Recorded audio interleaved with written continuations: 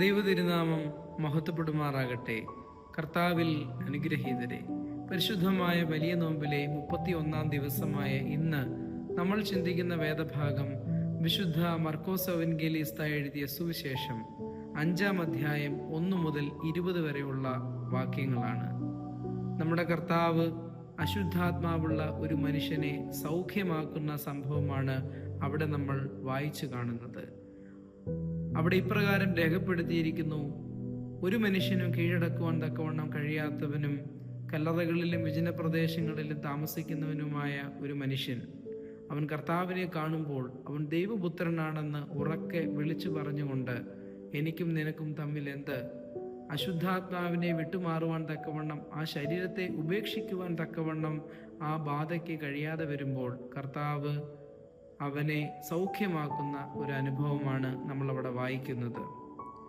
ദൈവ സാന്നിധ്യത്തെ തിരിച്ചറിഞ്ഞപ്പോൾ അശുദ്ധാത്മാവിൽ നിന്ന് ആ മനുഷ്യ ശരീരം സൗഖ്യമാക്കുന്ന ഒരനുഭവം.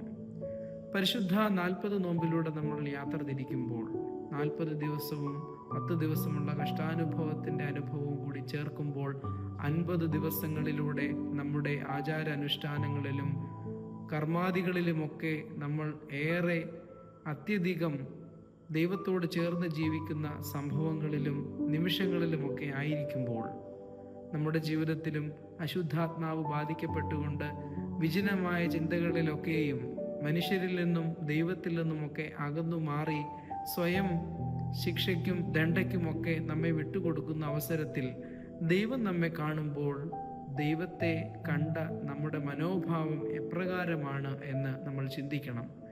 ദൈവത്തിൻ്റെ സംസർഗത്തിലും ദൈവബന്ധത്തിലുമായിരിക്കുവാൻ ഈ നോമ്പുകാലം നമ്മെ ഓർമ്മിപ്പിക്കുന്ന ഒരു അനുഭവമാണ് ഈ വേദഭാഗം. ദൈവത്തെ കാണുമ്പോൾ ഉറക്കെ ദൈവത്തെ വിശ്വസിച്ച് പ്രഖ്യാപിക്കുവാൻ നമുക്ക് സാധ്യമാകണം. പന്നിക്കൂട്ടത്തിലേക്ക് പോകുന്ന ആ അശുദ്ധാത്മാവ് സമുദ്രത്തിലേക്ക് പോയി മുങ്ങിച്ചത്തതുപോലെ നമ്മിൽ നിന്നും നമ്മുടെ ബാധകളെയും നമ്മുടെ മാനുഷികവും പൈശാചികവുമായ ചിന്തകളെയൊക്കെ ദുർമേധസ്സുകളെയൊക്കെയും തരണം ചെയ്യുവാൻ തക്കവണ്ണം ഈ വേദഭാഗം നമ്മെ ഒരുക്കണം.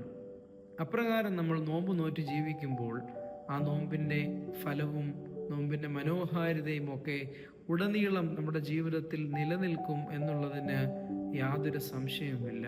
അപ്രകാരം നമ്മുടെ ജീവിതത്തെ ദൈവകൃപയിൽ അടിസ്ഥാനമിട്ട് പണിയപ്പെടുവാൻ തക്കവണ്ണം അശുദ്ധാത്മാക്കളെ ജീവിതത്തിൽ നിന്ന് ഉരിഞ്ഞു കളയുവാൻ തക്കവണ്ണം നമുക്ക് സാധ്യമാകണം.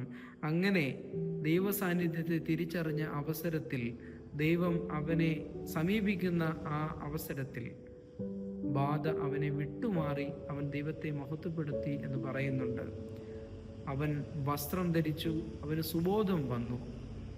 ബാധയുണ്ടായിരുന്ന സമയത്ത് അവൻ ആരെന്നറിഞ്ഞില്ല, അവൻ എവിടെയായിരുന്നു എന്നറിഞ്ഞില്ല, അവൻ നഗ്നനായിരുന്നു എന്നൊന്നും അവന് പരിസരബോധമൊന്നുമില്ലാതെ അവൻ ജീവിച്ചിരുന്ന കാലത്തിൽ യേശു അവനെ സമീപിക്കുന്ന ആ നാഴികയിൽ അവന് സുബോധം വന്നു.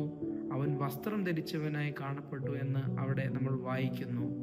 യേശു ക്രിസ്തുവിൻ്റെ അനുയായികളായി നമ്മൾ ജീവിക്കുമ്പോൾ, ആരാധനാ ജീവിതത്തിൽ വിശുദ്ധ കുർബാന സ്വീകരിക്കുമ്പോൾ നമ്മുടെ സുബോധങ്ങളെ ഉണർത്തുന്നതായിരിക്കണം. നമ്മുടെ ബോധവിചാരങ്ങളെ ഹൃദയത്തിങ്കിലേക്ക് സ്വർഗത്തിലേക്ക് ഉയർത്തണമെന്ന് കാർമ്മികൻ പറയുമ്പോൾ അവിടെ നമ്മുടെ ബോധങ്ങളും വിചാരങ്ങളും ഹൃദയങ്ങളും ദൈവമായ കർത്താവിങ്കൽ ആയിരിക്കുന്നു എന്ന് നമ്മൾ പ്രഖ്യാപിക്കുമ്പോൾ തീർച്ചയായിട്ടും നമ്മുടെ ബോധങ്ങൾക്ക് നല്ല ഒരു തെളിമയുണ്ടാകും. ആ തെളിമയിൽ നിന്ന് നന്മയിലേക്ക് നമ്മുടെ ജീവിതത്തെ ക്രമീകരിക്കുവാൻ നമുക്ക് സാധ്യമാകും. അപ്രകാരം ദൈവത്തെ അനുഗമിക്കുവാനും ദൈവത്തെ സുവിശേഷിക്കുവാനും ദൈവത്തെ സാക്ഷിക്കുവാനും നമ്മുടെ ജീവിതത്തിന് സാധ്യമാകട്ടെ.